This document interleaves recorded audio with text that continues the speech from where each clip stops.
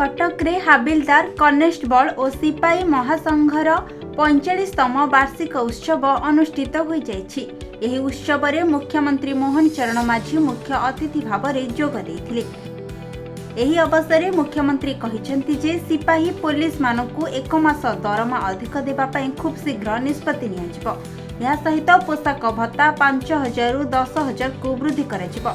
गाड़ी बाबद भत्ता 300 रु 1000 को वृद्धि कराजिबो।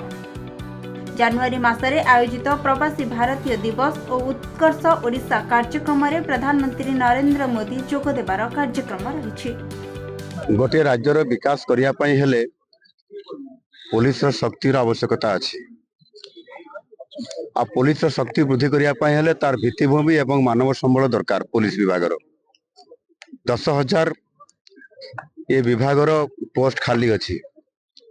गृहरक्षी जो आमर होमगार्ड थे सेमानकु मध्य गत सरकार तांकर पोस्टिंग को पूरा संपूर्ण भाव में बंद कर देथिले। थाना रे मोटरसाइकिल नहीं, 4 चकिया गाड़ी नहीं, स्पीड गाड़ी नहीं, सेमानक आनुषंगिक व्यवस्था गत सरकार कले नहीं। आउ सेथि पई सेमानकर शक्ति वृद्धि न हेले समाज रे जो अपराध घटुछि से अपराध को नियंत्रण किए करिवो, सेथि पई पुलिस करिवो, ताकू शक्ति दरकार।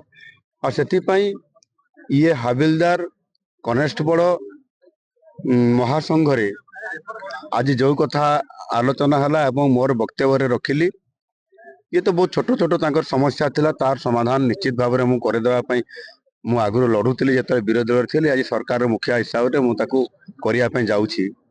किंतु निश्चित भाव में आगामी दिन रे भित्तिभूमि को सुदृढ़ करिया पई पड़िबो, नुआ टेक्नोलोजी मो जानिया पई पड़िबो।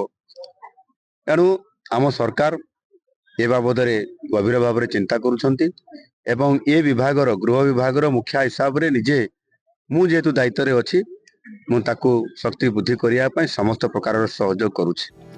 कटकरू आरित कुमार महापात्रंक रिपोर्ट, खबर ओडिशा।